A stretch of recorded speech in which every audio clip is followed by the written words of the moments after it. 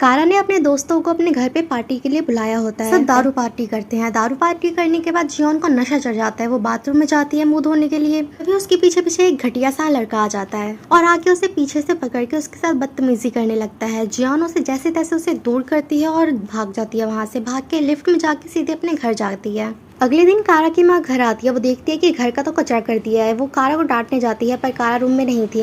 वो हर जगह उसे ढूंढती है पर वहाँ पे वो नहीं थी और वहाँ पे बाथरूम में उसे खून के निशान भी मिलते हैं। फिर वो जियोन को कॉल करती है उसके बारे में पूछने के लिए, लेकिन वो कहती है उसे उस बारे में कुछ नहीं पता क्योंकि वो जल्दी ही घर आ गई थी। उसके बाद उसकी माँ मिसिंग रिपोर्ट लिखवाती है और कुछ जगह पोस्टर लगा देती है। ये सब करने के बाद भी उसे कारा नहीं मिलती तो वो एक जादूगरनी के पास जाती है जो काला जादू करती है। उसे अपनी बेटी की फोटो देखती है और उसके बारे में पता लगाने को कहती है।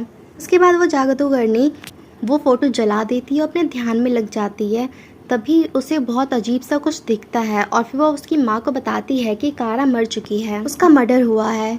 ये सब सुन के उसकी माँ बहुत रोने लगती है और बदला लेने की चाह भी उसके अंदर होती है। वो ये नहीं मान पा रही थी कि उसकी बेटी कारा मर चुकी है। वो उसके फ्रेंड को कॉल करके उसके घर बुला लेती है। जियोन कारा के घर आती है। वहाँ उसे बहुत गंदी बदबू आ रही थी।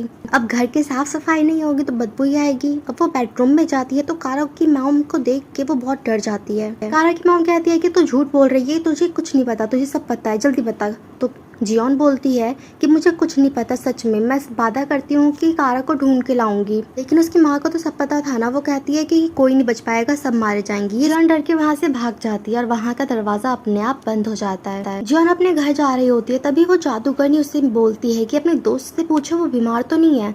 पर वो इधर उधर देखती है, उसे कोई नहीं दिखता। वो सोचती है कि ये औरत पागल है और राह चलते लोगों को परेशान कर रही है। और जब वो वहाँ से जाती है तो शीशे में एक परछाई दिखाई देती है। अब दूसरी तरफ हमें वही बदतमीज सा लड़का दिखाई देता है जो लिफ्ट से ऊपर जा रहा होता है।